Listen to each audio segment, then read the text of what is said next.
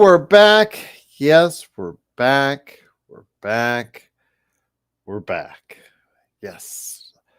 Rumors of our demise have been greatly exaggerated. It's Gerald Glassford coming back at you here, back from the dead, right here. Lakers Fast Break. Pop Culture Cosmos, where we cover the latest news and trends in pop culture each and every week, twice a week, which I've still been doing. You can hear me there. Wherever you get your podcasts. Inside Sports Fantasy Football, that's coming around the corner. Chris Lardieri, Dom Lardieri, well, depending if he is not too busy with school. And also as well, Joe Sorrell may pop in as well, giving you your thoughts that you need out there to build a fantasy football winner like I did, because I won my league last year. So we will go ahead and talk fantasy football, hopefully starting next week on Inside Sports Fantasy Football. Taking a look at the game. I'll tell you what, Eric, it's more than just those first 10 games, which are not too pleasing to my eye when I took a look at it just at glance. But we will be talking about the Lakers schedule today. But I also want to give a big shout out. Joe is on his way, Mr. Simblades. Man has been busy working hard at Simblades, simbladeswithany.com. Plus also as well, John Costa was here earlier today. I was trying to listen to it. He was trying to go ahead and justify, and rightly so, the Lakers' existence and having a full accredited championship during the bubble. He had on a Laker hater and a bubble hater, and I couldn't only take so long of it, but I'll probably play that to our audio audience here in the coming days. But yes, for me, you know my rule when it comes to the bubble. Hey, if it was somebody else's team, somebody else's fan base would be defending it. But hey, the Lakers won, so shut up. But also as well, of course, the Lakerholics crew, they were here this past weekend. Hopefully they'll be here this weekend. Again, talking about what's going on with the Lakers. It's a slow period right now, and we'll get more into that, why we're not coming at you every single day, because it's kind of slow. And I was watching the other channels, and I'll get to a little bit in a sec, but yeah, it's some of the other channels out there for the Lakers. They're hurting as far as their attendance is concerned. So the Lakerholics, though, they came at it strong this past weekend, and hopefully they'll be coming back for more. Lakerholics.com. Plus our good friends, Lakers in 5, Empire Jeff TV, John McCallion channel, Daniel Berry Sports Highlights. Yo, I didn't forget that. But also these great channels, please support them and support us, because we need a bigger audience to be on more often. We need a larger audience to draw from, because right now this is the doldrums of the basketball universe. The gold medal game is done. Team USA is victorious. But it's still many, many, many, many weeks before training camp. And this time, we need your support now more than ever. If you know someone out there that likes to talk Lakers or likes to listen to Lakers, we need your support. You guys ask us. You guys been sending us the messages. And when Joe comes on, I'll elaborate again. Hey, we want you back. We want you back. Where are you guys? Well, we need your support. We've been saying for years, we need you to multiply yourself into a larger audience in order for us to go ahead and take the time out of our day to go ahead and bring to you the best we can. Joe is a busy man. I'm a busy guy. I just got over, I think was COVID. I'm not 100% sure. I tested negative the first time, but I was pretty damn sick. But when I came back, I just realized it was just really hard for us to come back on the air right now, because some of these shows, and Joe's now on with me, and thank you, Xbox. I appreciate the kind words. I appreciate the kind words of Mask Up on Twitter. I appreciate all the kind of words and messages. I appreciate everything that was emailed, including Courtside Lakers just now. We were never gone, but it's just a bad time for basketball talk right now, because there's just not a whole lot to talk about. The Team USA getting the victory, and that was a slow time right now. I saw conversations on other channels with Michael Thompson and Steve Mason not even getting 100 views on other channels. I saw another channel was on the air for 8 hours, and couldn't even get 2,000 views. That's a lot of hard work and a lot of time to get that little of an audience. So this is not a great time of the year for Lakers shows, but today dropped the schedule. So we thought we'd stop on by to at least discuss that and a little bit more. The Lakers signed 2 guys to Exhibition 10 contracts. Are they game changers? You guys wanted a center. You guys got a center. But is it the center that we need? We'll talk about that on the show. Plus, Joe will go ahead and, I guess, try to court some controversy with whatever it is LeBron was shooing away as far as an autograph seeker or whatnot. I don't know. Didn't really get that much out there, but it is on YouTube. So I guess we'll go ahead and discuss that as well. But Joe Soro is here. And Joe, great to be back, my friend. Again, this is a bad time of the year for Lakers shows because they're just trying hard to get an audience. And in a lot of cases, Joe, it's just not happening, my friend. It's just not there. People are just doing other things. Joe is busy like a mad fool. I've got my kids are going to, school, college, stuff like that. Got busy to get played myself. We want to be doing shows for you guys, but my God, man, we need all the help we can get.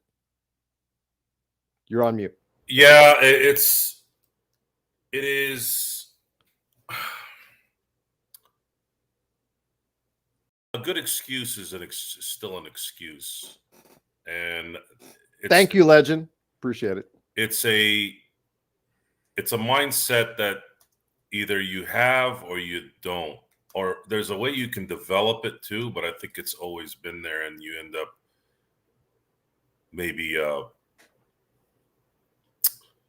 having a few things in your life happen, and then it becomes kind of the philosophy. I'm very appreciative that we have a fan base that values us enough to want to listen to us. Yes, I do too as well. Yes. The issue though with this particular format is that we have an abundance of entertainment at our disposal. This is not the 3 network TV that you used to have when we were growing up. This isn't the few cable channels like HBO, Cinemax, and Showtime. I don't know what it is about the 3s, but everything seems to have had 3s to start, right? The Holy Trinity. Mm-hmm. And now we don't have 3. Now we have 3 million. So how can we differentiate ourselves from the pack? That's still to be determined. And I have full confidence that at some point this will resonate. It will resonate, and it will be exactly what we know it can be. In the meantime, we had some good basketball that we were able to watch during the Olympics. The schedule came out today. I had a very busy schedule, so I've skimmed through it a little bit, but I haven't really gotten the total grasp of it. But we'll do our best to see some of the positives and negatives of that.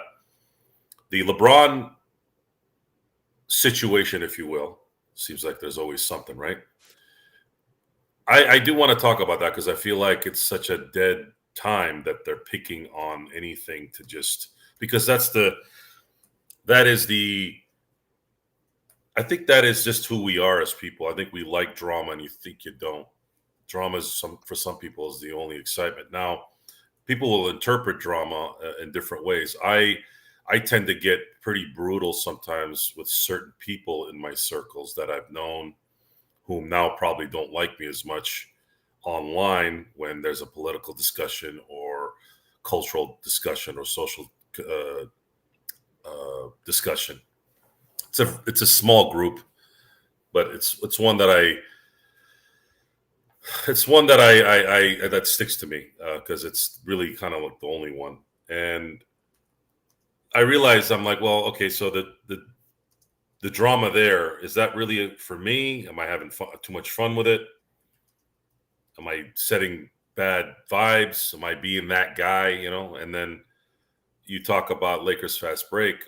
Are we going to talk about why LeBron stinks in a lot of things? Are we going to talk about Jeannie and Rob and the Laker ownership and how bad they are?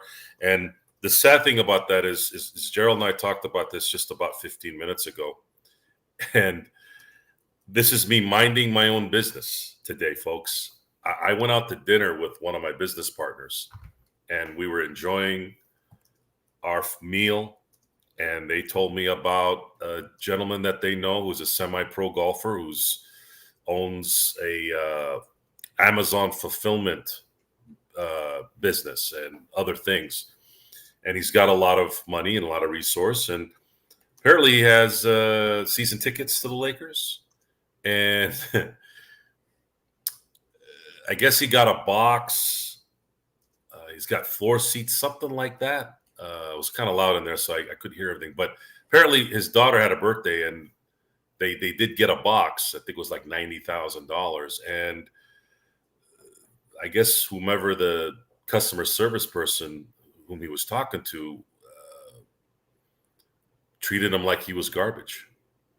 Where have we heard that before?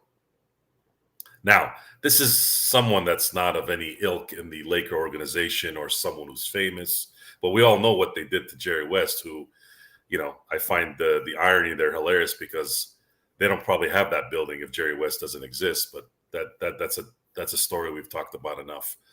But just me minding my own business, talking about my business, not Laker business. The Dodgers were on TV. They were showing some other sporting event. There's no Lakers in the discussion. There's no discussion of anything. And here I hear a random story about a random guy whom got treated like trash by the Lakers organization. And it further proved that the diseased ownership and leadership on this team there's no denying it. There's no denying that this is being run by complete asshats. And I'm talking about, if I had a choice, I would go make especially two specific asshats and put it on top of Jeannie and Rob's heads. Because that's exactly what they are. And that's exactly what I think about them. And again, guys, I puss out, excuse my language, but sometimes I sit back and I'm like, God, is this going to cost me later? I totally get into my feelings, right? I even told you about this, G, didn't I? Like, hey, man, maybe we're going to have to take down some videos in the future. And you're like, it's too late. So I might as well go all the way with it. However, I want to hear this. Okay, Problem Child says, "Oh, please stop it, Gerald. Joe can talk about anything and we'll listen." Is that really the case? I also had another person, Deep Purple, say, "Oh, you guys missed a great opportunity to build a larger base during the Olympics." Really? Again, look at the numbers for all the other Lakers channels out there. They're all down for a reason. And if there's enough people, there's not enough people listening to Joe rant. There's a small audience that listens to Joe rant right now. It's a small audience. And right now, Joe, first time we've been back in days, and it's the numbers getting smaller and smaller. So don't tell me, that's something that's not there. You guys don't back up anything. You guys, there's a few there's a small segment that just says stuff and does not back it up with anything substantive. I see the numbers at the end of the day. I produce this show. I'm the one who went on, in the background to put Joe on the air last week. Don't tell me these things that are not true. There's a great support from people like Xbox and Mask Up and a few other people, but you guys ask us to go ahead and commit so much time to our schedules. Joe has a business that he has to adhere to that is costing him money, literally hundreds, maybe thousands of dollars every time he goes on this show that he commits to you. You have to make it worth his while. You have to make it worth our whiles. It's a two-way street. You know, these all these hardworking channels that play shows, that do shows for under 100 people. That's rough, Joe. That's rough. YouTube is a huge entity, billions of views each and every month. And it's sustainable to only a few. There's the haves and the haves nots. And right now, Joe, I don't want to be one of the have nots. I just want to go ahead and do a show when we can. And for right now, I think that should be good enough. Yeah, it's been that lull time. We've said that if there's not enough people that want to listen, then that's what the market said. The market says we don't value what you're saying, and that's fine. That happens. There's plenty of TV shows, plenty of sitcoms, all those things that that happens. There's only 6 people watching right now. Where Married with Children went on for 11 years. I thought they went on maybe about 3 years too long, but even they met their demise without a proper ending. And mind you, I'm not comparing our show to Married with Children. The point is, it doesn't matter how valued or how much history you have or how much greatness you have. The second people stop watching, then that should be a clear sign that you don't belong doing this. And this particular show takes, especially with the competition, the amount of Lakers shows as well, it takes a lot of behind the scenes work to make it work to where we need it to work. And our resources and our time right now can't be allocated to that. I'd like to say that I will do it one day, but I don't know. And I also think that there's a combination of the lull of August and the fact that I started the show with this Lakers story, and I can't blame people. I think people are burnt out from the Lakers a little bit too, because they're very hard to support. They really are. I heard this story tonight. I had no thought of hearing something like this, and it came to me. It came to me because it gave me reassurance that my assumptions, and I'm just saying that because I'm not there with Jeannie and Robbie every day to really know 100%. But is it really assumptions, or is it just exactly what we're seeing based off of the execution of what's going on? Who the hell wants to support this? I know if it wasn't for the show, you all know, and for the people who have asked us to come back when we were close to leaving, or at least I was, I don't want to support these kind of people. These people don't give, and I'm not, I'm a grown up. I'm not expecting them to treat me like them. No, but they have no respect for anything. They have no respect for anything. They don't have even respect for themselves. I just feel bad, Joe. I mean, there's a lot of smaller Lakers channels than ours, and they work hard to get some of these interviews. Like, again, Michael Thompson went on one of these channels a couple of days ago. Steve Mason from Mason, Ireland. They both have appeared on other channels. And I know there's supposed to be big wins for some of these smaller channels, and they still don't do squat. And they work so hard to get these, supposedly being the biggest shows of their channels' careers. And it just, just the lack of support for those channels. What does it say to someone like us who has established something, but not anywhere near where it's sustainable for being out there 7 days a week in front of you guys? I mean, there's a very small amount of Lakers channels which are fully sustainable at this point in time. I believe we're sustainable. It's not as of yet. I mean, I can do this. I can do this maybe maybe But not. to make it worth your while, man, it's not fair to Not. you. See, here's the thing: not everything has to be worth my while on everything, and also not everything has to have meaning. A lot of times, sometimes you just want. I think we get into this mindset of something has to matter and something has to have meaning. No, this is my struggle with the show isn't the show. If I really had to make time, I could. Let's say if our show was bringing in a revenue where you can make a living, it's a little easier to adjust to that, right? I'm not doing this show for money. And I understand that there's some guys that have hit me up and said, you could talk about anything, Joe will listen to you. I appreciate that. But I've suggested this to you. I don't want to be I don't want to preach. I don't find myself interesting for that. I'm not, there's enough talking heads out there. Okay. There's enough.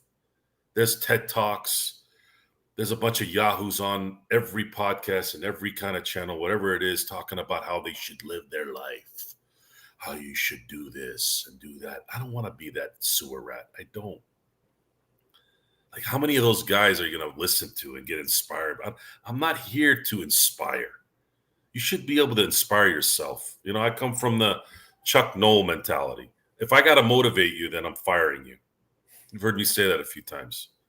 I'm here, honestly, to entertain using our subject as the main reason because I love sports and I love the Lakers. And I have a lot of knowledge in it. And I watch it and I analyze it and I know it and I remember it. And the negativity that comes out sometimes comes from frustration instead of fake news. A lot of these guys do these fake things.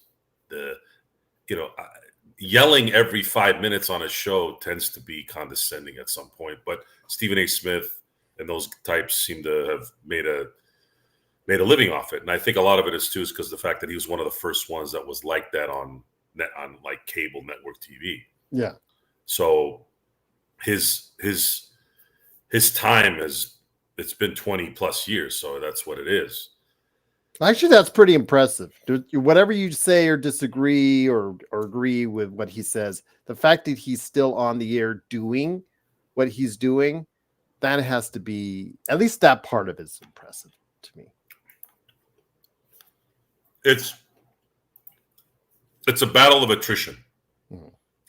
Joe Rogan was on his podcast for 5 years before anybody watched it. His friends were telling him, what the hell are you doing wasting time? Because I like doing it.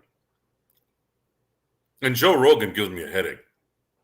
His hyperbole is always giving me a headache. He was giving me a headache way before his podcast took off. Everything Joe Rogan says, it's some kind of, this is the greatest thing that has ever existed in the history of civilization. He like took Bill Walton's talk and turned it into 8 times worse. The hyperbole is horrible. Everything is some wow moment, but people love it. People love that crap. And with us here, we don't have a network where people can kind of connect to. And with all due respect to the Steve Masons and the Michael Thompsons and buddying up with James Worthy at Sportsnet or Hugging Genie and all that, no one cares, folks. For all my Laker podcasters, no one cares. And it's a shame because, you think that would be something special. Because I've had that. Why don't you go ahead and get this person? Why don't you go ahead and get that person? Well, because they don't translate. It doesn't translate to the audience. It doesn't get in the kind of numbers that you put in the effort for. So if we do pretty much the same numbers with you and I just talking, sometimes that's just as good. Or if I bring on Legend, or John Costa brings on that guy earlier who just kept slamming the Lakers for the bubble championship, and I'm just like, okay, whatever. I'm just going to leave that alone. If that gets the same amount of viewers, then there you go. But again, for those who are here, we do appreciate you being here. But you guys have been very patient, and you guys have been asking us to, off air, please come back, please come back. Are you guys gone? Are you guys back? We never went away. It's just, again, I did get ill. I was off a few days, but just getting back into the thick of things here in the middle of August is really hard, Joe, because it is the worst time of the year for basketball fans up until today, which is just a brief bit of hope because the schedule just came out. And once again, it is the Lakers Fast Break. It is Joe Sorrell along with me, Gerald Glassford. And the schedule did come out. So I want to hear your thoughts on this, my friend. With the NBA Cup and what's going on with the Lakers this season, trying to defend the NBA Cup. Of course, taking a look in detail, opening night against Minnesota, TNT, October 22nd, which is still 2 months away, Joe. 2 months away. But yes, it's going to be right off the get-go. Eric had said earlier that he was having an issue with the Lakers as far as schedule early on. And early on, it isn't pleasant. I'll give him that. Home series against Minnesota, Phoenix, and Sacramento. Then you go on the road at Phoenix, at Cleveland, at Toronto. Got an easy one at Detroit. Then you got at Memphis before you come back to Philadelphia, Toronto, and Memphis. So that's not exactly the greatest thing in the world. But did you get a chance to see much of the schedule so far? Because to me, that there's some other periods of time, especially near the end of the season, which I'm not exactly loving as well. I did. I thought it was a nice less back-to-backs, though. I do like that. It was a nice change from the fact that the schedule last years have been brutally inconsistent. Mm-hmm. I don't know how it doesn't some couple in Ohio or Michigan or something like that create these schedules? Yeah. There's some type of algorithm. Yeah, I don't know how all that works, but looking at the schedule here, so the season starts on Tuesday on the 22nd of October against Minnesota. I feel pretty comfortable that the Lakers can finally win what would be their first opening game. Mm-hmm. Opening game win since I think 2013 or 14 against the Clippers. Anyways, I think it's 14. Sorry. Yeah. At the toilet bowl. Yeah. So I feel confident that I think that they can beat Minnesota to open the season, and then Phoenix, sure, and then Sacramento. Sacramento seems to have our numbers, so they could start 2-1 or 1-2 either way. I think I'm kind of 50-50 on that. And the reason why I say that is because they are opening on Tuesday, then they have a couple days off, then they play Phoenix, and I don't think Phoenix is going to be as good this year as they were even last year. I don't trust Bradley Beal. Durant still looks good, but I still, don't think he's capable of taking this team to another level. Not like he might have been able to maybe 5 years ago. And then Devin Booker is always a wild card. But they do play the Kings on a back-to-back on a Saturday. And I just think based off of what we normally see with back-to-backs against teams that they struggle with, usually they end up losing that. And then they play Phoenix again that following Monday. And then they go to Cleveland, then they go to Toronto. It's interesting how they kind of started the road trip, little mini road trip Grammy, non-Grammy thing right out of the gate. And the Lakers should take advantage of this when they're at their most healthy to play in Toronto, play in Cleveland, and play in Detroit, play in Memphis. These are all those dead towns that don't tend to motivate the masses, right? What is there to do in Memphis, Tennessee? What is there to do in Toronto when it's freezing in January, right? Or February? What are you going to do in Cleveland at any time of the year? So it's nice to see them getting out of that Detroit and Cleveland out the beginning. And Joe's coming right back at you here. Will they take advantage of it? That's going to be the question. It's Joe, we're losing you, Joe. Joe, you with us? Yeah, I'm here. Okay, what's going on with your internet, man? Mine is just fine at this time around. Can't blame me on it. I have a full signal, so I don't know what's going on. I was dancing around earlier, but I can see what you're saying. Henry, I don't think that Joe or I have any kind of affinity for what Pat Bev says on his pod. I guess he said that Darvin Ham apologized for not practicing. I mean, how many of these coaches actually do the kind of practices that they did back in the 80s and 90s and whatnot? So most of these teams, once they get into the league, once they get into the season, they curtail on the practices, right, Joe, just to avoid injury or getting these guys any more tired. So a lot of these guys don't go through much in the way of practices during the course of the season. So I don't know how effective that is, but again, I would want my teams to be practicing more, but I understand it's a reality in 2024.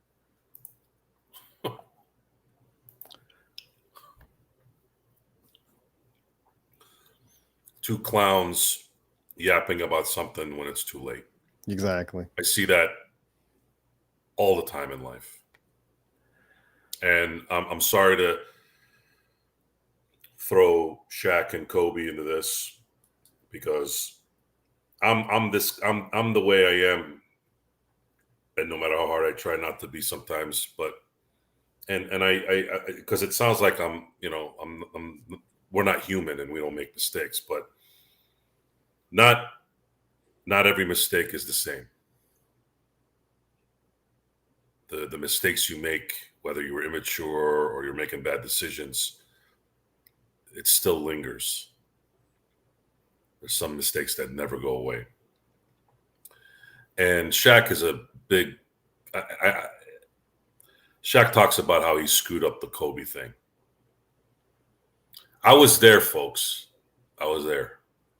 I think he says that with honesty, but I don't believe him either. I don't believe it was a mistake on his part. I believe he did it because the same reason that you're great sometimes it makes you bad as well. The ego, the inability to see above you yourself. We could have seen something that probably would have never been seen if those guys had gotten along. But they were both very selfish. Kobe wanted to win as the guy. Shaq didn't want to relinquish whatever he had. Imagine if Shaq cared about fitness and health. And imagine if Kobe wasn't obsessed with being the guy to win. We could have seen a run that might have rivaled the Celtics in the 60s and 50s. Getting back to the schedule right here at the Lakers Fast Break, it is Joe Sorrell from Simblades, SimbladesWithY.com and Ox1947 at LakersBall.com. It's Gerald Glassford. Thanks again for watching this. And truly appreciate you being here. One stretch that I have my concerns that people have already pointed out for is when the Lakers go on the road in March, early March, where they are at Boston, at Milwaukee. They had just finished off of a game against New York and New Orleans, back-to-back against the Clippers. Not exactly the most pleasant time of the year, but then again, we'll have a good feel right around game 60 to 65, exactly where the Lakers are at in the Western Conference by that time. But all I say, Joe, is they better not try to do the same thing 3 years in a row as far as trying to put all your tools in the basket at the very end of the season. Because if you take a look at the end of the season, Joe, when it comes to games 70, let's start with 74. Let's start with 74 at Memphis. Then you're home against Houston. Then you're home against Golden State, New Orleans. You have 2 road games in a row against Oklahoma City. You're at Dallas. And just before you end off against Portland, you have another home game against Houston. That's a stretch against what? 1, 2, 3, 4, 5, 6, 7, 8 games out of your last 9 against possible playoff teams right there for you. A third year in a row, if the Lakers are struggling and banking on everything they can to finish the season strong once again, that's a tough thing to ask 3 years in a row, Joe.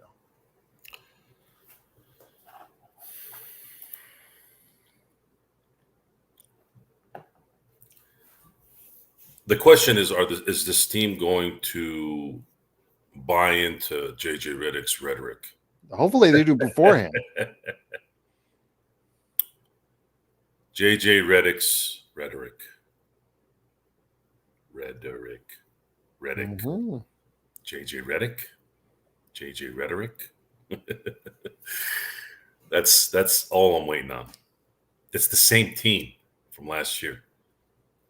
Almost exact same team. Is JJ Redick the championship whisperer? A guy who has never coached in the NBA, but apparently has the charisma and the communication skills and the genius. Isn't that what Reeves called him? Genius? I'm going to be looking at how he communicates with his players, not the first week, not the second week, but in month 3. So that's November, December, January. I want you all to pay attention in January of 2025. That's when we're going to really, really find out what this team really is. 100%. Check this out. Mid-December, coming off the NBA Cup schedule, they have 2 games at Sacramento. They have an easy one against Detroit, but at Golden State, home against Sacramento, home against Cleveland, and that's just to finish off this year. So that's right around the time LeBron hits 40. The schedule doesn't get any easier, Joe.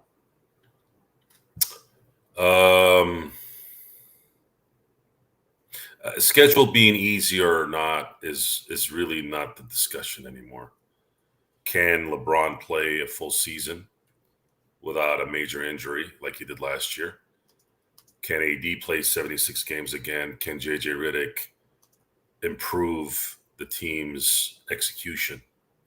Will the team play better because of that execution? Is he going to put them in the right positions? Are they going to make shots because he's putting them in better positions? These are the questions you want to ask. It's the only questions we can ask because the talent hasn't changed, except for an addition of a 17th overall pick who's a rookie. A rookie tech usually doesn't affect a championship team that much. The one that comes to mind right away, I'm talking major impact in my memory. I'm sure there's been one since, but the one that just pops in my head right away is Sam Cassell in Houston in 94. I remember vividly that guy was a killer his rookie year for that team, and they went all the way and won. I don't know if there ever will have something like that. Maybe later, but I don't remember that kind of an impact player on a team that to win a championship. And that coincided with the fact that you had an MVP on the team and a Defensive Player of the Year. One of the best seasons any player's ever had is the Hakeem Olajuwon season of 1994. I'd say it's maybe a hair below Shaq's in 2000. And some have a valid argument that it'd be better than Shaq's 2000. Okay. But the schedule never really interested me. It didn't really interest me this year. It was always an interest before until this year. because how do you improve a team if you don't improve the talent? I saw George Karl take over the Denver team. I think was it in '08? The second stint in Denver. Was it '08 where he replaced I can't remember, was it Brian Shaw? Was it Brian Shaw he replaced? I think so. He replaced Brian Shaw and they just started rolling. So the coach does make a difference sometimes, no doubt. Shaq, Kobe, with Phil coming in, he was the missing piece, right? But when you look at somebody like Phil or George Karl had George Karl had been coaching for 30 years at that point. High school, college, NBA, I think maybe 20 years, right? And Phil obviously had his run with the Bulls. So there was something there. JJ has nothing. How do we know? Are we going to see it in preseason? Because you can talk sweet nothings all day long. You can sound like an accountant, a doctor, a lawyer all in one, Mr. Redick. I know what's really in your mind. And the few things that you've blurted out, no bueno. It's not a good sign. It's not a good sign that you're going to connect a team to win a championship, especially when that team is lacking major talent. It's funny because Sports Baby says the more he plays, will it hurt his legacy? And I'm saying no, because he has a chance to do something no other player in the history of the NBA, has been able to do beyond 40 and get the kind of numbers and play at the level that any other 40-year-old has ever been able to play. So he has the chance to do that. Now he's saying, well, it hurts his legacy if he still goes out in the first round of playoffs or doesn't make playoffs. Actually, no, because LeBron in this case will be like Teflon. If he's getting his numbers, if he's there for 70 games in a season like he was last season, Joe, all the blame will go to Rob Pelinka. It will not go to LeBron because, again, he is above 40. He'll get a pass as long as he's in there and he's getting his numbers. It will all go to Rob Pelinka. All the blame will go to Rob Pelinka. The blame in sports is no longer if this happens, this happens. It's no longer cause and effect. LeBron could be winning championships left and right, and still someone is going to say, well, you did it in an era of something. Look what happened to Patrick Mahomes last year. He made one bad interview. In the 7 years I've been watching him play, made one bad interview. And you should have seen the venom coming out of people's mouths. And the typing, the little keyboard warriors sitting in their underwear in their rooms with their other hand up their ass while they're typing. Those guys that accomplish nothing, that just exist. Patrick Mahomes goes off on a penalty call that was actually correct. And right away, look how selfish he is. Look at his wife. Look at this. Like, you could always see that coming from the jealousy people. That's called jealousy. They're mad. They're mad that he feels entitled. Why do you think a player like Patrick Mahomes and LeBron James and Kobe Bryant and Shaq, why do you think they are where they are? You think it was just because they're big and they can shoot the basket? Like, you think that's just how it, like, that's all it is, right? It's the mentality that keeps these guys going. And a lot of times your biggest asset there is also something that will likely go south at some point. I didn't know you changed, by the way. Joe, I missed the old Joe. What happened to something? Throw your clutch out. What, am I talking too soft? I didn't know you changed at all. Tell me, Darren, what changed? But LeBron's legacy is solidified forever. He could play 40 more years. He could average 10 points a game. He could average 50 points a game. His legacy is cemented. It's over. However, being the greatest ever is all that was left for him.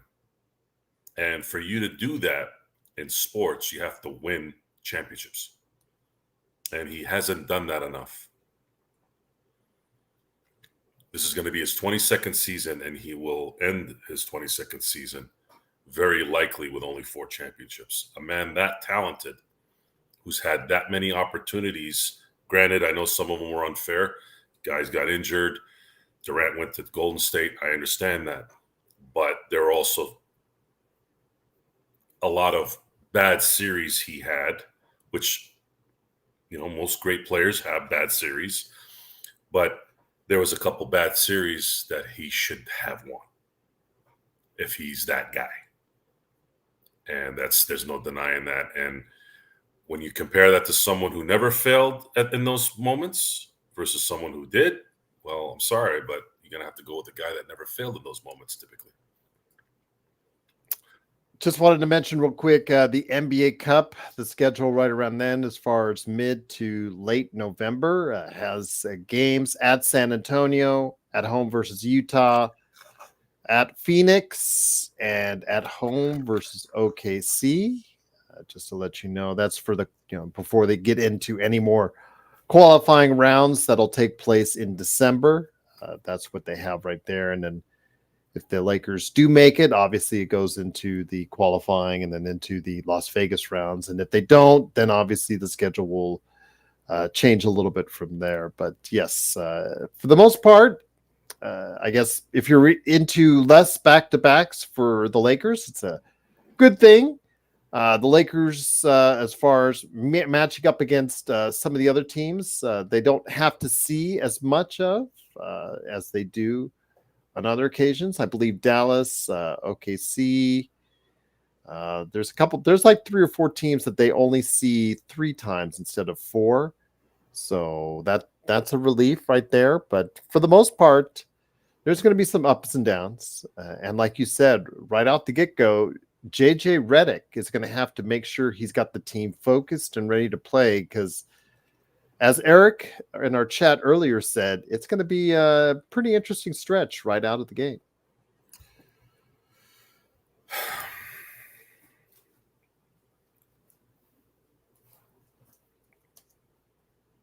Can JJ Redick make AD an MVP this year? Is AD an MVP? Does he have that desire to be an MVP? Because when Phil came to LA, let me check a statistic here real quick. Sorry, Gerald. I didn't think I was going to talk about this. But Darren said, isn't it funny that everyone says Boston has 18, the Lakers have 17? What the hell happened to the IST banner? You really want to be parading that IST banner? Didn't we say on this show, Joe, that you and I couldn't give a crap about the IST banner? Yeah, you guys, the in-season tournament means nothing, folks.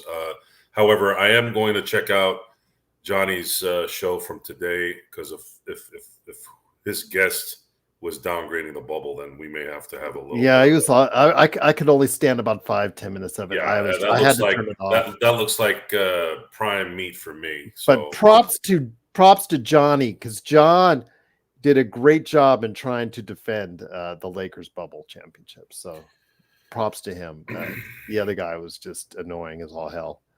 It's if it's not your fan base, let's say Orlando. I'll talk to John, see if we can merge that. I'm gonna talk to that person. But going back to what I was saying, so Shaquille O'Neal from the 1992-93 season, his rookie season, until 99, before Phil Jackson was hired, Shaquille was 7th, 4th, 2nd, 9, 9, 4, 6 in the MVP. And a lot of that had to do with, the Mhm. seasons where he only played 54, 51. Lost you again. Your signal was ping-ponging again just before you went out. Here we go again. Am I losing internet? It's now your internet, not my internet this time, folks. It's It may be time to. It may be time for me to get a new router. I think that did you might be get it. did you get okay, I was gonna say, did you get T-Mobile? I'm so sorry. No, no. He's gotta get that's funny. Sorry. Okay. Go ahead. Sorry, folks. I don't know why I'm having bad connection. It is what it is. But anyways, yeah, I'm gonna talk to Johnny, and we're gonna figure that out, and I'll let you guys know about that.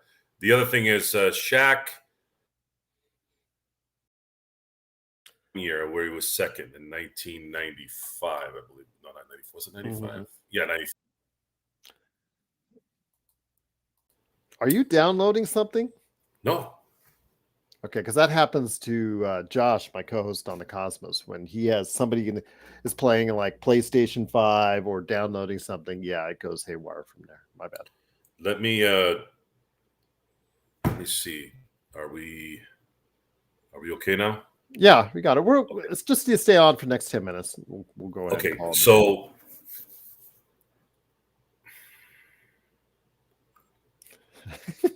Kurt, I love Napster. I absolutely love Napster. Shaq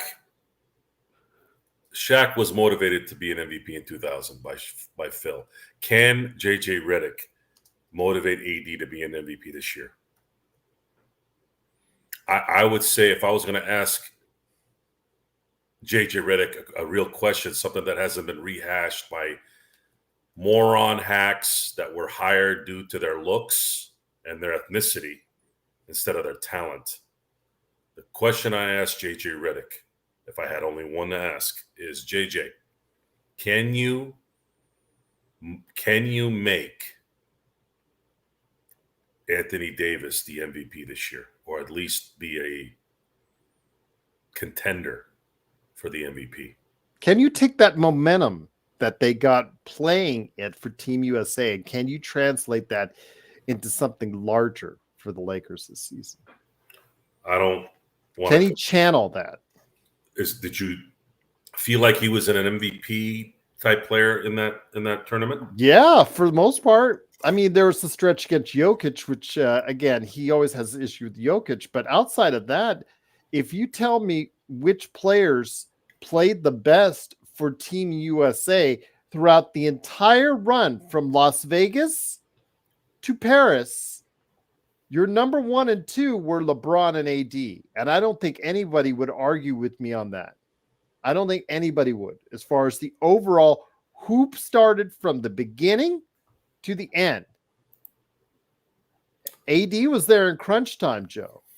AD was put in there. He came off the bench, but he played considerable amounts of time at every single game and played a key role on the defensive end. He played defense better than anyone as far as that backline defense. Yeah, that was an AD. I don't want to say MVP like level, because obviously LeBron was doing his own auditions for MVP, which he ultimately did earn. But man, that's about as good as you're going to see LeBron and AD since, dare I say it, the bubble. AD wasn't an MVP that year, though. No, but at times he certainly did play like it. I think it's going to come. I think the reality of AD is he'll never win an MVP, but he can be a defensive player of the year. That's going to be hard, though, with Wembanyama now. Yes, it will be.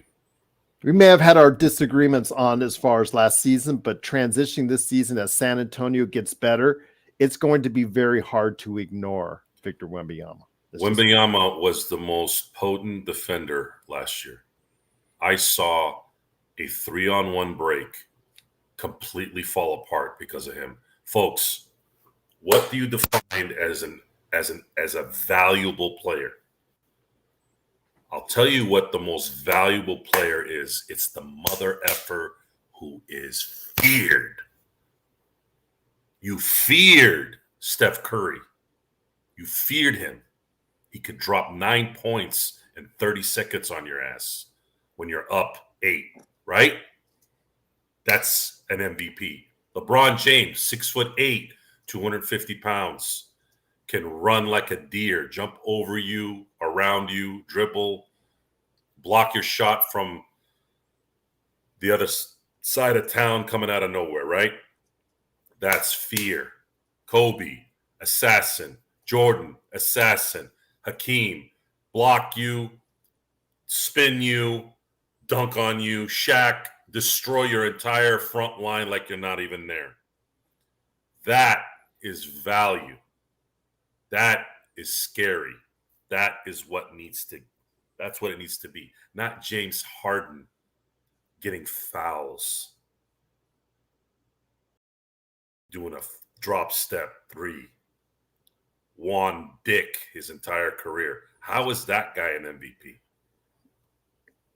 Well, we waited till the very end to see and get the best performances from Joel Embiid and, of course, Steph Curry at the very end when we needed them. And I don't know, 2028 is going to be tough in LA, my friend. That's going to be a tough deal because the French team is only going to get better. International wise, going to get better.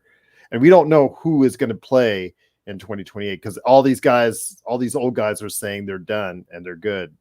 Done for good. So we'll see what happens, my friend. But interesting to see the transitional change that will take place for 2028. So, yep, going to be interesting. But yeah, I that was great, man. That was great.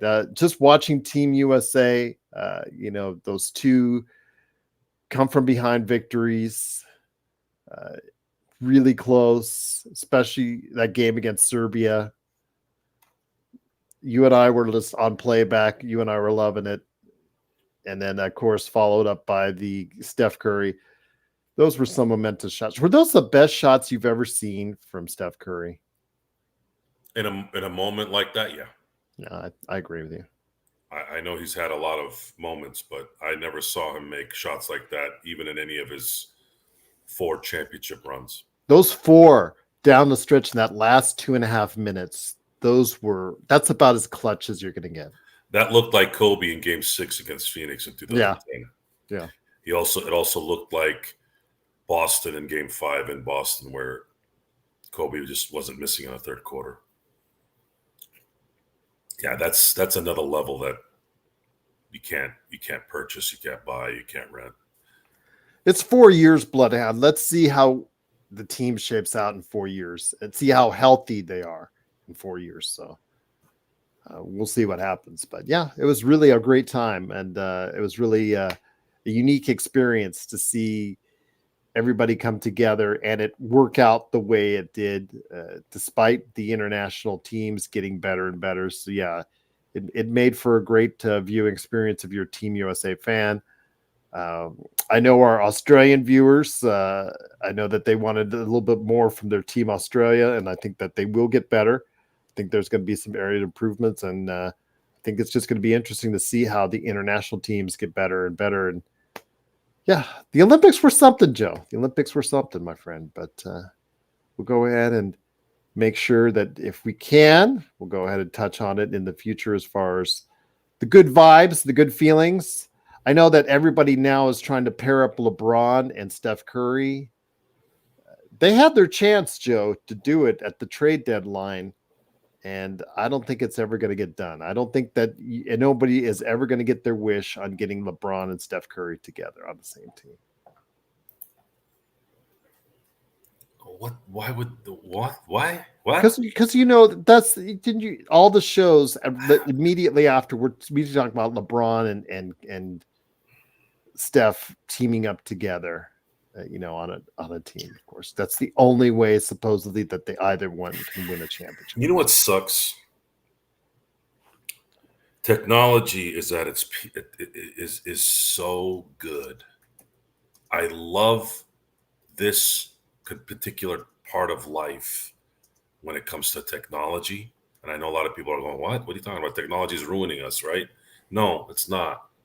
It's morons ruining technology. The things that I was able to do this week with my work and just organization, folks, you can't do what I did this week without modern technology. It's huge. It would be something I have to sit down and talk to you about. But the thing that has eroded in the things that I love, sports, is everything has become just about money. It wasn't like this. You didn't hear about it in the past. You didn't hear about money during the 98 finals or the 91 finals or the 2000 finals. We knew that we know people want to get paid. We know they want their million. I get it. But everything is tied to this money thing and tied to the feel-good story. Imagine Steph and LeBron playing in the NBA. No, I don't want to imagine it. I don't give a crap. I'm a competitive guy. I want to see them battle, not play hanky-panky together. Go ahead. It's stupid. It's a stupid comment. It's a stupid thing coming from stupid people. See, now Darren's going to get what he was hoping to get to.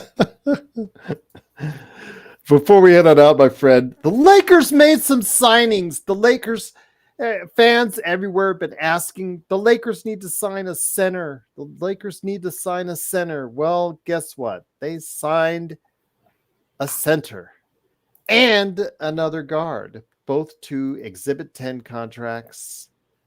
It is, of course, Kyler Kelly, who played for the Maine Celtics the past couple seasons in the G League. 7-footer, although Joe and I actually outweigh Kyler Kelly, so he's not going to be the strongest guy in the books. Still is yet to really dominate the G League at this point, which is concerning. So I don't know if there's going to be any long-term prospects for him, but also as well, Quincy Olivari, who made a notable game with all the other Lakers starters out for that final game, that final summer league game against Chicago. He did score 25 points. He was given, as of now, the last Exhibit 10 contract. Any hope for these two guys, Kyler Kelly and Quincy Olivari, making the team at some point? No. I saw Olivari, but Olivari only got opportunities once the guys that they were playing and wanted to play sat down. So I really don't think much outside of it. You know, it's like a training camp invite. You know, it's just a little bit more than that, just because again it's an Exhibit 10, which allows the team to retain the rights of the player for the season, and it doesn't really cost you against the cap, because you know the Lakers are against the second apron cap still. Yeah. But yeah, these guys, they're just G League fodder at this point. I think I think this is probably what everybody should be expecting out of these guys. If they do something better, there you go. But you know, if you can't make up as a backup center on the Celtics roster, that tells you, I think, all you need to know about Kyler Kelly. But yeah, role players on the G League team, Eric. Not even role players good enough for big roster. And then, of course, I think you guys know that Dane Johnson, the coach who led the Lakers to a sparkling 3-5 record during Summer League, was let go or parted ways. So I don't know who they've got in as a new South Bay Lakers coach. I'm sure they're going to get someone soon. But yes, I think the writing was on the wall, Joe, when they hired the G League Coach of the Year to add to the regular staff, and Dane Johnson was left out in the cold.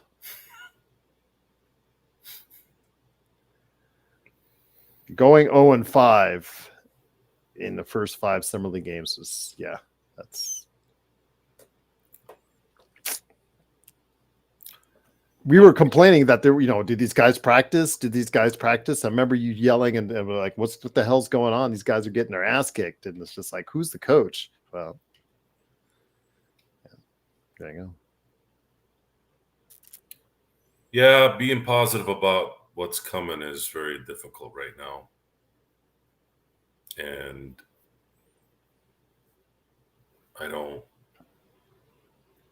really want to talk about it as much in terms of those things until I start seeing gameplay. Well, Richard, you don't have to apologize. It's Rob that has to apologize because this is really going to be an issue. I don't even want an apology. I want him gone. I want Jeannie and Rob to go in the middle of the desert and just walk away.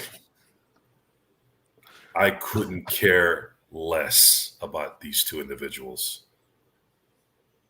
They run a barn. This is a barn house. That's all they do. They're only there because they knew somebody and they were born in it. I think touching on that last thing with Erica about practicing, I think that JJ's got to start with that rah mentality to start off with, as far as, getting all these guys to practice and whatnot. But let's see how much influence LeBron and AD have, especially as the games start to pile up. Yeah, They don't have any influence. Oh, they will. LeBron is not a leader. Yeah, but LeBron will tell you whether or not he's going to practice. He'll tell the coach whether or not he wants to practice. That's not leadership then. That's just life in the NBA. That's just LeBron doing what LeBron does. Folks, you're going to have to come convince me of things that I've already seen. I got a lot of flack from Steeler fans about Ben Roethlisberger not being a leader. People thought I was nuts. I go, Ben Roethlisberger's not a leader. Hell, Troy Polamalu isn't really a leader. Leader by example. People admired him for what he was, teammate, communication, and all that. Sure. But Hines Ward was a leader. Jerome Bettis was a leader. Tim Duncan is a leader.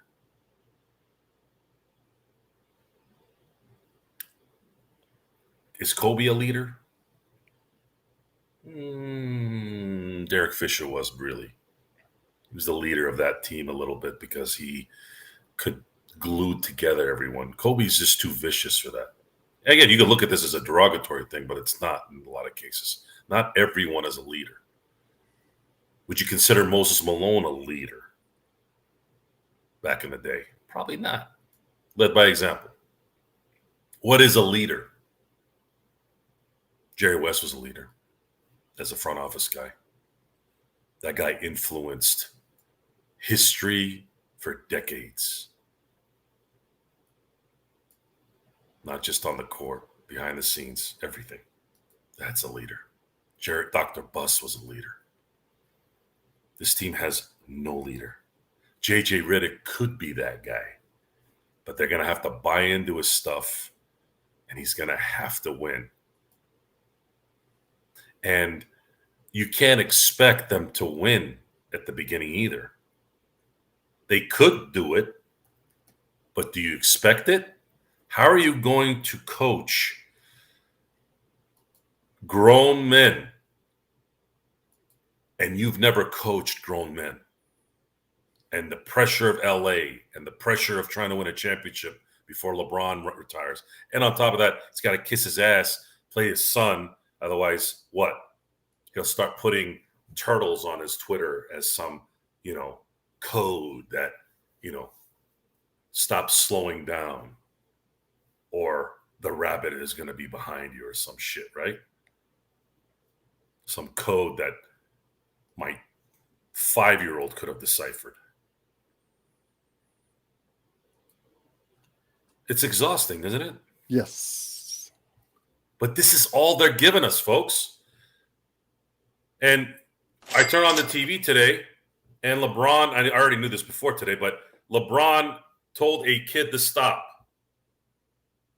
and started dancing in the club. Apparently, LeBron James is now Sean Penn in the 80s.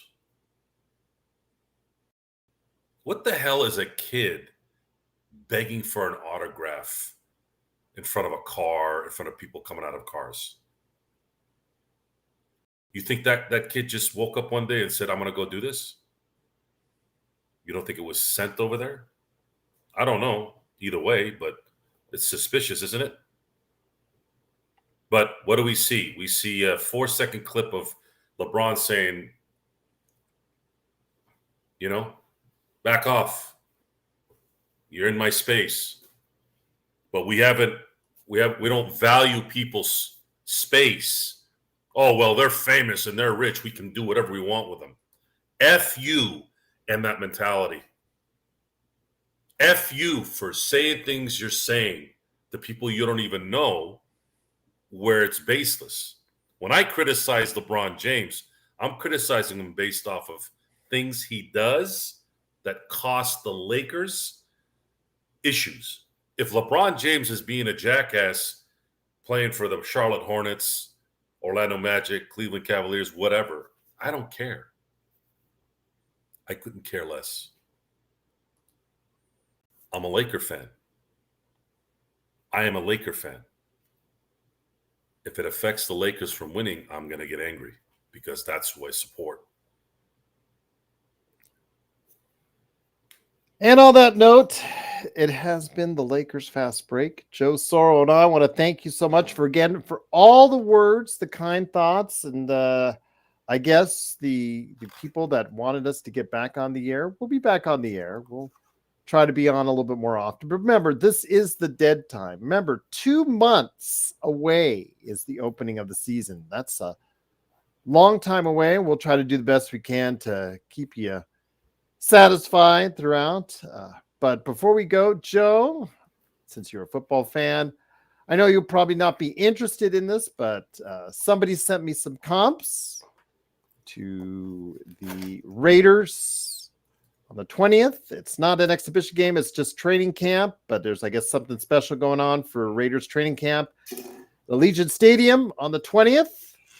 If you are interested, email me, LakersFastBreak@yahoo.com. I have 2 general admission tickets for Raiders training camp on the 20th. If you're interested, first come, first serve.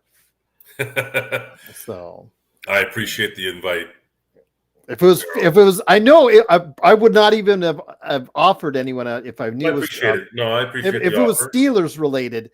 You're the first person I'm going. Thank you, and I might have still not been able to make it because there's a cold windfall coming at me here right now outside the show. Sunday, as far as the Dodgers are concerned,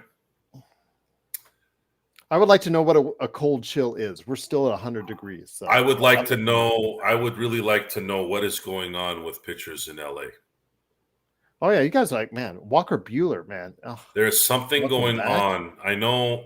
I really want, Manfred, the commissioner. What's in the water in Chavez Ravine, man? Something is going on with these pitchers. I don't know what the hell analytics did to pitchers, but apparently they can't pitch without having a Tommy John surgery, and then once they do, they have a second one later. And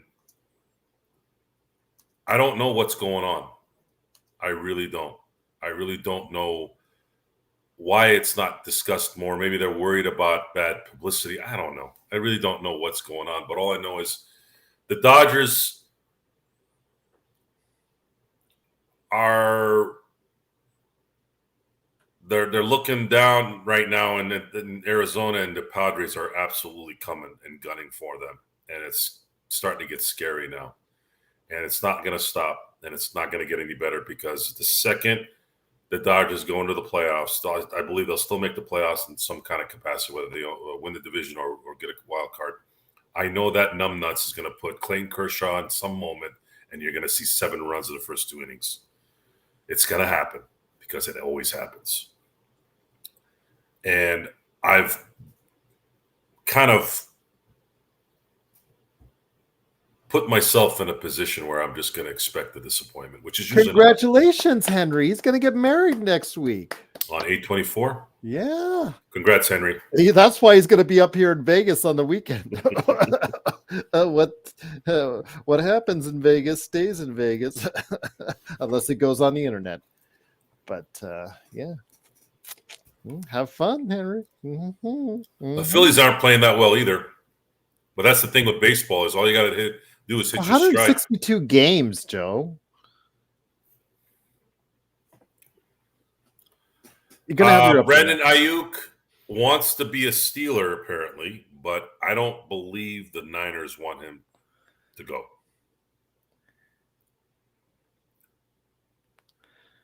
Kurt, no, not that one. I don't think unless it's at the Allegiant Stadium on the 20th. That's that's funny, Kurt. You're the man, Kurt. We missed you. We missed you, all of you. We missed all of you. But yeah, if you're interested, hit me up, LakersFastBreak@yahoo.com. It is for training camp at Allegiant Stadium on Tuesday, 8/20. So I'm just going to be offering it to my friends until somebody takes them off my hands because I won't be able to go. So if you guys are interested, you're in town. There you go. Yeah, I always appreciate getting comps in this town. It's always nice when they come by. So yes, I thought I'd show you guys the love and first come, first serve. So let me know, LakersFastBreak@yahoo.com. I have been to an Armenian wedding. The food is tremendous, and that's all I'll say. The food is absolutely tremendous. Love Armenian food. Absolutely love it. But JSJ says, is Justin Fields a bust? Well, you don't have great options, but yeah, Joe's saying. Yes. The Steelers are going to have one of the most, if not the most brutal second half schedules I've ever seen in sports. And if Justin Fields is the quarterback, which I just don't see him lasting that long, there's a very good chance they finish the last 8 games probably 1-7 or 2-6. It's sad, folks. It's sad that I can't be enthusiastic about any of my teams. It's so bad. Now Russell Wilson's playing for $1 million. And Russell Wilson at least can keep a drive somewhat respectable at this point. And if the Steelers want to have a mediocre season like they've had the last 5 seasons, I think Russell Wilson is definitely the guy that's going to make that work. It's got to be efficient like he was last year. I mean, people like downed on him, whatnot, but he still had an efficient year. It reminded me a lot of the lost year that Aaron Rodgers had just before he got back into his MVP year, Joe. He had, I think it was like 25 touchdowns, like 4 interceptions, but people like called it a down year because, just you have to throw 40 touchdowns or it's a lost year. And he was efficient.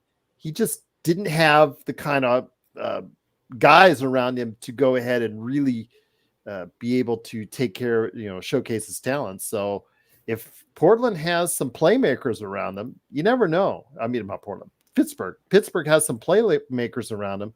You never know, Joe. Well, it helped to have Ayuk. You'd have Ayuk and George Pickens, but I do think that George Pickens' attitude is a little immature still. I don't know if he's really a number one. Mm-hmm. Ayuk would be the number one in that case, and even that question is he really a number one? I think he's better as a. I've never considered him a number one. Right. There's just not enough. It's just not enough. But he thinks of himself as a number one. I don't really give 2 shits about what anybody thinks. It's about the results. Folks, results. It's about results. Life is about results. Okay? When you're married, speaking of marriage, it's not about the pretty picture in the hallway with nice smiles. It's about the results at home. Do you take care of your spouse? Do you love your spouse? Do you support? Do you help? Do you love? Not the nice picture on the wall or the parties that you go to and it's all fake smiles. No, the results never lie.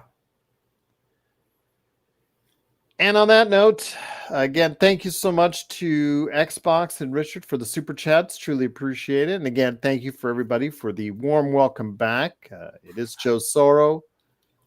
aka Ox1947 at LakersBall.com. And of course, the guy who's been very busy, very, very busy.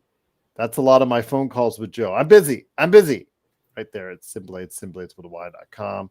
Yeah, it's a shame. Anytime somebody gets into a rookie season and then ends up not being able to play like McCarthy, that's very sad. I think they shut him down to really. There was something wrong with his knee before the season started. It's a meniscus, I think, was that he didn't have surgery. Yeah. Yeah, I think they made the right call on that. Darnold's not crying, that's for sure.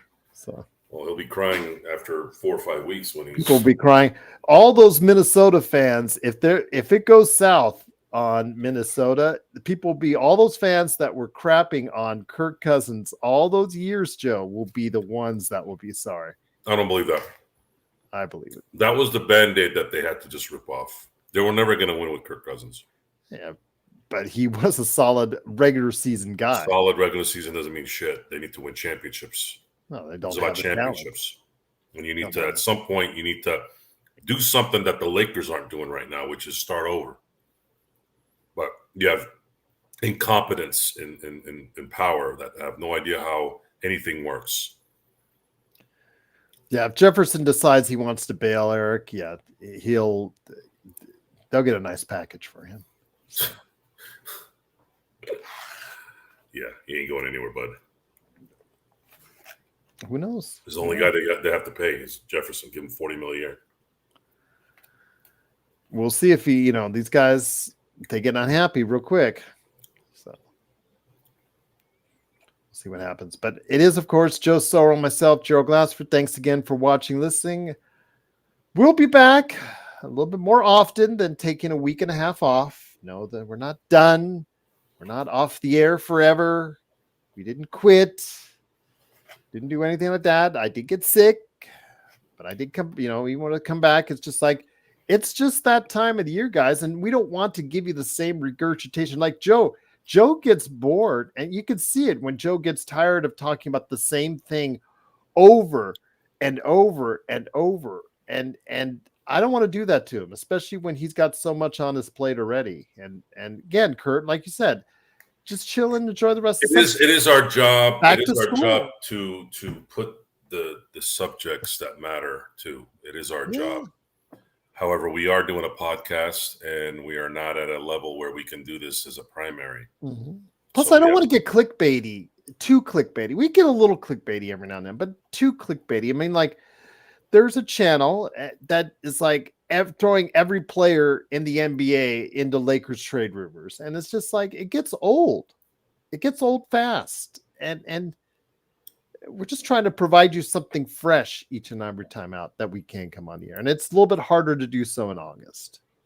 And I remember last year, we were trying to go ahead every day, give you team previews, and we were getting people from all around the country and all around the world, actually, to stop by and share their thoughts on their teams. And it just, you guys just didn't resonate to it as thought, as well as I thought, well as I hoped, and just figured this time around, as we get closer, we'll start prepping you guys. We'll get closer. We'll start doing some good stuff then. But just right now, it's August, summer vacation.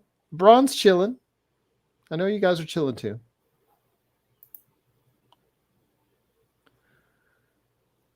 At least you are. At least, well, Joe is, I think. I'm snacking and chilling, yeah. On the snack and chill. Okay. Netflix and chill. I guess that's what Joe's doing best he can. So. No Netflix tonight. Tonight is drainage, grass, turf, walls, coring. Turf and chill. Yeah. How LA the elections, Joe?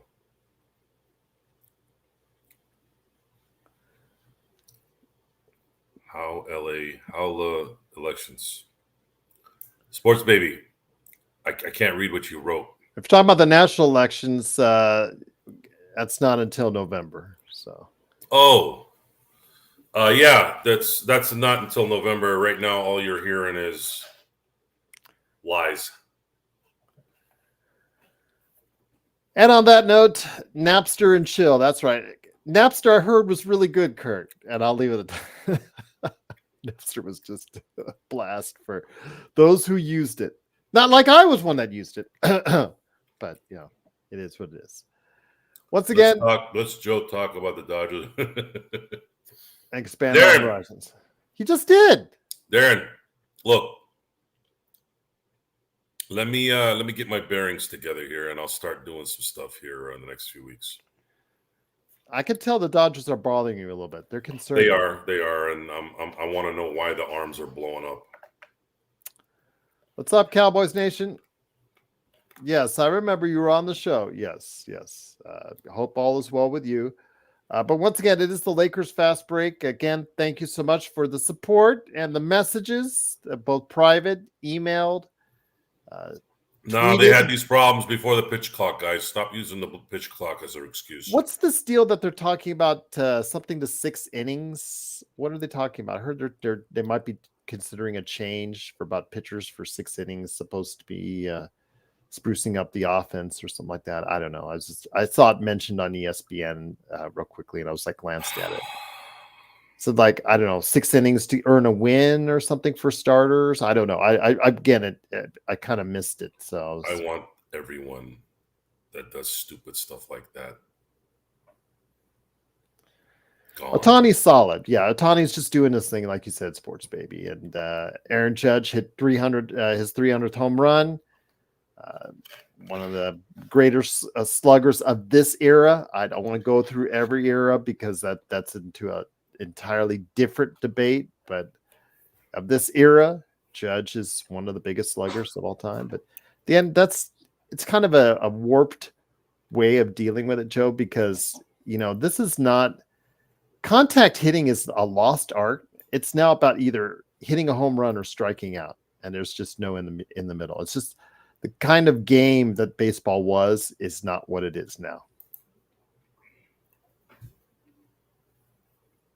Kind of like NBA. Everything's a 3-pointer. Or nothing. Darren says we are doomed. We need to trade D'Lo. Well, if you're at Laker Tom flaming hot Cheetos for what? Who's going to take D'Lo from us without us giving them draft capital? What would it get you? D'Lo is a marginal starter. He's an average starter in the NBA who can't help you in playoff time. Prove me wrong. I'd say he's a B- C+ player. That's an average player. That's an average starter. Average would be player. C. Okay, you say he's above average. I'd say he's just right at average starter. You can say he's C- in the playoffs. Yeah, there you go. But he's a B- in the regular season. So you would want to trade. They just got themselves. You don't trade for Levine unless you're getting draft capital. Yeah. You're not winning a championship this year. And why would the Bulls want D'Angelo Russell when they just traded for Giddey? The only reason why they would trade Levine and give up capital is so that they can get rid of the contract. Bruce Brown. Is Bruce Brown really going to help? No. Bruce Brown is the Eric Dampier of this era. He had one good year, and that's it. Matter of fact, he had one good half year. Oh, I know we're not winning a championship with D'Lo, Darren. We're not winning a championship without him either. Because you can't get shit for him. That's what you guys got to ask yourself. You guys, I mean, Laker Tom does this every day on Laker Tom on Twitter. He exercises in futility, and you got to ask yourself, who in the right mind would accept the trades that he's offering? And mind you, who's pulling the trigger? Yeah. Someone who's not respected or liked in the league to boot. So the Lakers have no assets to really go out and get anybody. They're up against the cap. They're up against the cap. They paid a guy who doesn't even belong in the NBA $8 million for sucking ass for 2 years, putting themselves in a second apron when they didn't have to, having to force LeBron to take a pay cut when they didn't have to do that. For what? So that you can pay Max Christie $8 million? You're telling me Max Christie wouldn't have taken $4 million a year? Just just trash. So, I mean, okay, you're pitching it to, let's say you want good players coming back. So you want players, the other team wants players that will help them get to the next level. Folks, how many? Well, let me say this, Joe. Let me say this real quick. How many of the players, if you're trading, that are not named AD and LeBron, are going to be starters on a playoff team? How many of the Lakers players outside of LeBron and AD? None of them are real starters. My point exactly. My point exactly. Yeah, none of them are real starters, and it's no good. Unless Dalton Connect pans out to being something that people were talking about, as far as him being that player that everybody missed, and that supposedly which he could be, but I don't see it happen. I don't see it happening in his rookie year. That would be the only possibility right now. The other guys have already panned out to be who they are, which are like 5, 6, 7th guys in the rotation. But for the Lakers, they have to be at a higher level because the Lakers just don't have that kind of depth. So we have to end the show on a bad note again. Which is the reason why we don't want to be every day, because you guys get mad at us for saying it how it is. Our regulars don't get mad at us. They get it. No, I wish we could multiply our regulars by 10. Well, by the way, folks, I believe the Lakers are on national television almost the entire half their games, 39 games. Let me go ahead and let me go ahead and I'll look at that up. It is, I think it was mentioned here on Twitter. It is 27 national TV games. That's through the main things, but for all national, it's 39. The 27 is TNT, ESPN. A lot of NBA TVs. Yeah. And just think, this is not even the next year when you add in Amazon and all that stuff. So, and NBC. All right. Yeah. Well, Darren, everybody knows that if LeBron or AD gets hurt, that's toast. We're just done. Yeah. But it is, of course, the Lakers fast break. Darren says if Trevor went bald and needed glasses, he would be Brian Kamenetsky. Cowboys Nation says Donovan Mitchell for D'Angelo Russell. First of all, Donovan Mitchell cannot be traded because he signed a extension this summer, so he's not eligible to be traded until, I believe, January. Second is, how much cocaine does the people in Cleveland have to do before they would actually come and accept that offer? I think a lot would be, yeah. I mean, they just arrested a lot of people on Matthew Perry's case. That was wild, man. Did you see that? It was 1 this morning, turned into 5. 5, yeah. I mean, if that happens, if that happens, Cowboys Nation, yeah, then there would probably be a lot of arrests in and around the Cleveland facility. I talked about this with my friends a few days ago. My just overall disgust with drugs, and that includes even the small stuff. How about cold medicine? I kind of use that. Sorry. No, over the counter type stuff is a fake drug. Yeah. It's all placebos, in my opinion. Although Advil does work on occasion. I use that. Yes. Advil works. The problem is you just don't be allergic to it, otherwise you turn into a chipmunk. I've had people that I know that had that happen. I guess they're addicted to ibuprofen. The quills are overrated, my disgust for drugs continues to increase. And spare me your BS about alcohol and coffee. Rough artist, you see, you right on cue. On cue. Just stop. Coffee is not a drug. Okay. All right. And a tomato is not a fruit. I know it has seeds, but it's not. It's a vegetable. And on that note is, of course, the Lakers fast break. Thanks so much again for joining us. I guess Joe is going to have some coffee here coming up around the corner.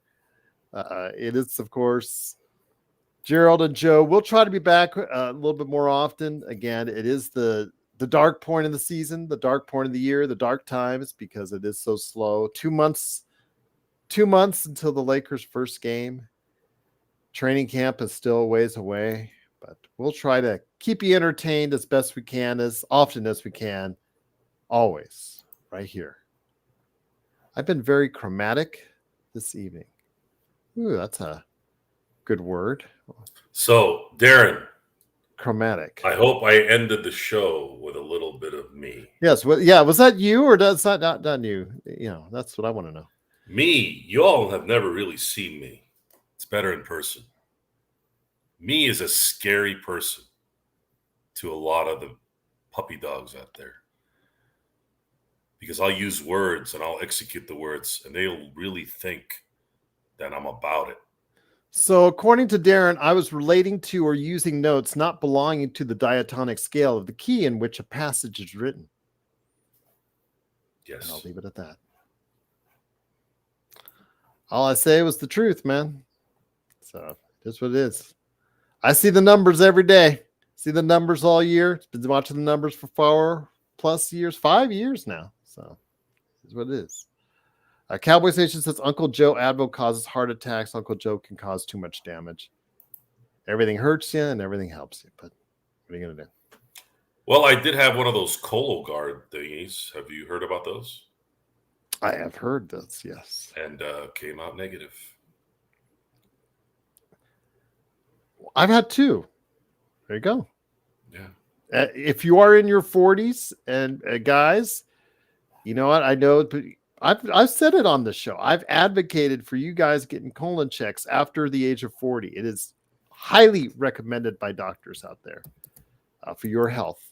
So we want you, hanging around, being able to watch, not dying. So dying is not good. So. Well, preemptive anything in life is the way to go, and yes. that is. Also, I'm glad it went well. Thank you again. It was. It should nothing be ashamed. It should not be anything to be ashamed of. Well, they gave you a choice. Do you stick something up your rear, or you do this package when it arrives? Yeah, and you do the package, and you send it off, and in about measures your poop. By the way, guys, this is very important for you guys to understand.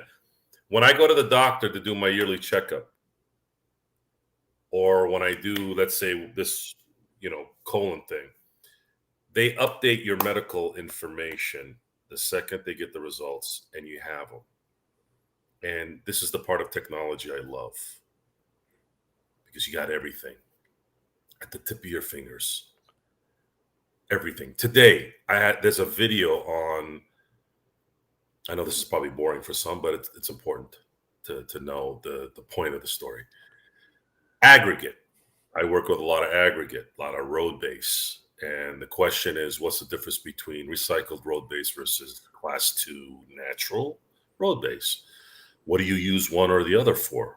You can use recycled base for concrete typically, because it's not as imperative for drainage when it comes to concrete, obviously, because concrete is a hard surface. However, pavers are also a hard surface, but they need drainage, because usually you can, depending on the paver, drainage is important. Turf especially definitely needs class 2. So pavers, if you're ever going to install pavers or turf, class 2 natural road base. If you do concrete, you can put the recycled stuff. Don't do it the other way around. Well, don't put the recycled one in the regular turf or pavers. Drainage isn't as good. You can still put class 2 in a sidewalk, but you'll be paying more money. So there's a video on YouTube where it explains it so easily in 2 minutes. If you didn't know anything about it, now you do. Yes. And on that note, getting colon checks and ending the show. And just understand, folks, because of that, knowing those things gives me a very good life. Congratulations, Cowboys Nation. Yes. Anytime anybody that defeats cancer, more props to you. Absolutely. Congratulations on that. And yeah, cancer's a mother, you know what? And may anytime you still be yeah, able to defeat cancer. when you can kick that son of a you know what in the face, it's always a great Always thing. more props to you. Absolutely. More props to you on that. So for Joe Sorrow, it's me, Gerald Glassford. Thanks again for watching this thing. Truly appreciate it. Stay healthy, everyone. Stay alive, stay well, and stay alert because we will. Oh, thoughts the Intuit Dome? My daughter came up to me and said it intimidates the heck out of her. So she was looking at it as far as what they're supposed to do, I guess the special fan sections where they're not going to allow supposedly other teams fans in that area. And I'm just like, yeah, right. How they'll give supposed discounts to the people that cheer the most or cheer the loudest. Thought that was weird, but okay, whatever. But yeah, it's the toilet bowl.